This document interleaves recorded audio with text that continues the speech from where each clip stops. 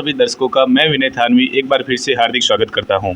आज हमारे साथ विनय एक्सप्रेस स्टूडियो में मौजूद है एक बार फिर से इंडो ऑस्ट्रेलियन साइंटिस्ट तथा भूतपूर्व कुलपति एवं अनेक विश्वविद्यालयों में निदेशक रहे हैं आप प्रोफेसर ओम कुमार जी हर्ष। वर्तमान में आप ब्रिट कॉलेज लंदन के अंतर्राष्ट्रीय अकादमिक एवं शोध निदेशक पद पर आसीन हैं। इसके अलावा आप भारत और अनेक देशों में एडवाइजर पद पर कार्यरत हैं। आपका बहुत बहुत स्वागत है। नमस्कार। आज हमारा चर्चा का विषय रहेगा डेटा साइंस। सर, आप हमें बताएं कि क्या होता है डेटा साइंस। नमस्कार। डेटा साइंस आज का एक ज्वलन जो है वो उदाहरण है और एग्जाम्पल भी इसके साथ साथ जो है इस ज़रूरत भी है। डेटा साइंस हर जगह इसकी ज़रूरत है। आप चाहे बात कीजिए, लिखिए, पढ़िए, कुछ भी कीजिए, हर जगह डेटा डेटा डेटा डेटा हर जगह मौजूद है। कोई भी पॉलिटिकल पार्टी है वो डेटा का उपयोग करती है, वैज्ञानिक डेटा का उपयोग करते हैं, किसी भी सर्वे के लिए डेटा का उपयोग किया जाता है।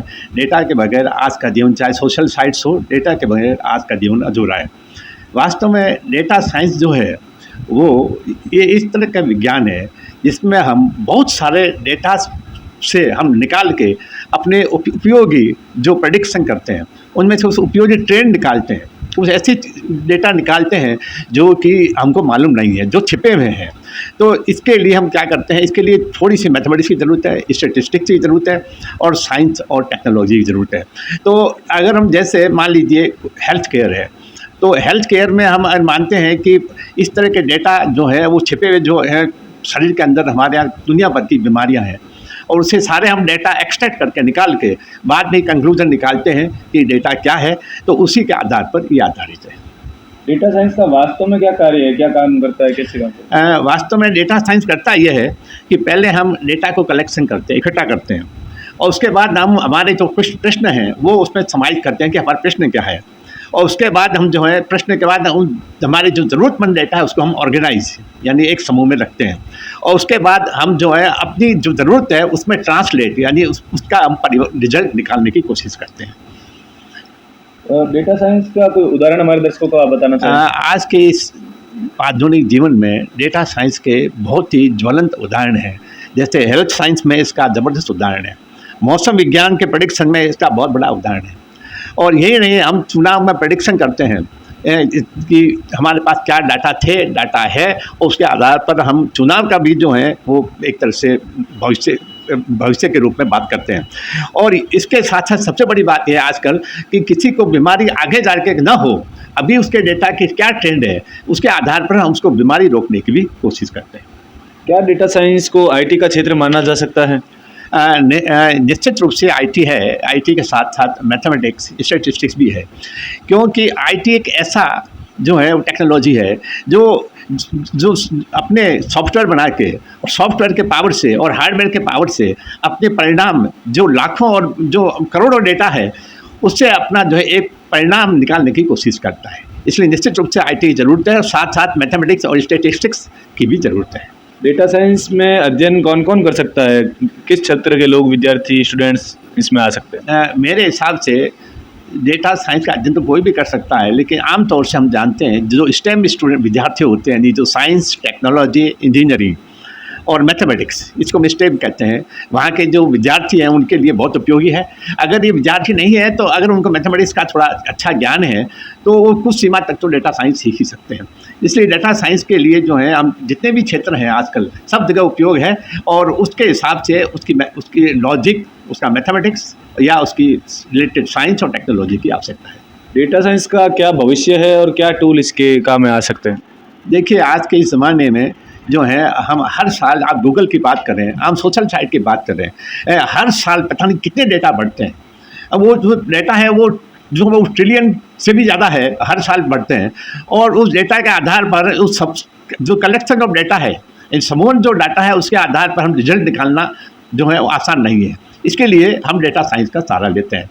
तो डेटा साइंस देखिए, आप बैंकों में देखिए किसको लोन दिया जाए, बैंकों में सभी जितने भी कस्टमर हैं उनके ट्रेंड होते हैं।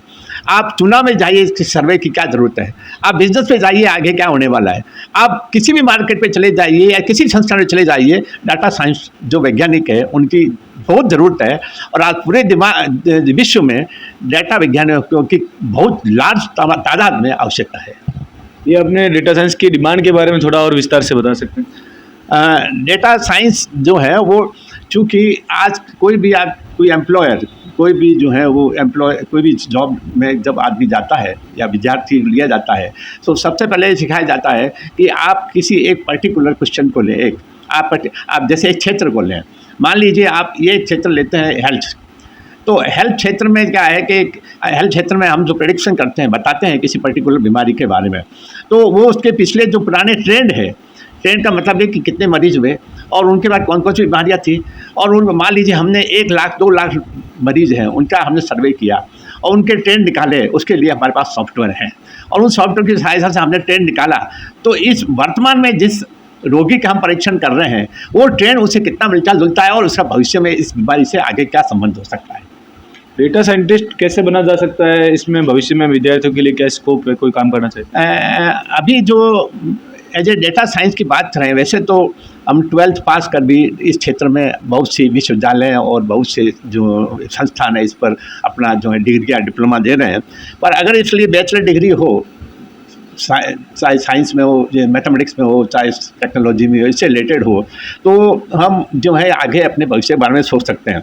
इसको लिए ज़रूरत है कि एक तो प्रोग्रामिंग लैंग्वेज सीखनी पड़ेगी और एक उनको जो है सिंपल जो है मैथमेटिकल जो स्किल सीखनी पड़ेगी, और उसके बाद जो है एक पर्टिकुलर जो है उनसे छोटी छोटी प्रॉब्लम सॉल्व करके इंटर्नशिप के द्वारा वो इस क्षेत्र में पदार्पण कर सकते हैं। डेटा साइंस के टूल के बारे में हमारे दर्शकों को विशेष जानकारी दीजिए। निश्चित रूप से डेटा साइंस के आज के कल बहुत से टूल्स हैं जो बहुत सी आईटी कंपनियों ने या उससे संबंधित कंपनियों ने बनाए हैं, और टूल अत्यंत आवश्यक है हमारे जीवन में। इस पर निर्भर करते हैं कि हम क्या उसमें प्रेडिक्शन करना चाहते हैं। जो मुख्य जो टूल हैं उनके नाम हैं Apache Hadoop, Tableau, BigML, Excel, Python, R, DataRobot, क्विक, वेलियो एंड पंडाज एंड प्लेफोर्थ। इसके अलावा कुछ और मार्केट में समय समय पर टूल निकलते रहते हैं, और ये टूल जो हैं वो बेसिक से लेके ऊपर तक यानी एडवांस तक कवर करते हैं, और इन टूल की सहायता से आप अपना प्रेडिक्शन या अपना फोरकास्ट या इससे संबंधित बहुत सी चीज़ें आप प्रोग्रामिंग जो एक तरह से बिल्ट इन प्रोग्रामिंग है, जो बिल्ट इन सॉफ्टवेयर है, उससे आप अपना जो है वो भविष्य के बारे में बात कर सकते हैं। धन्यवाद।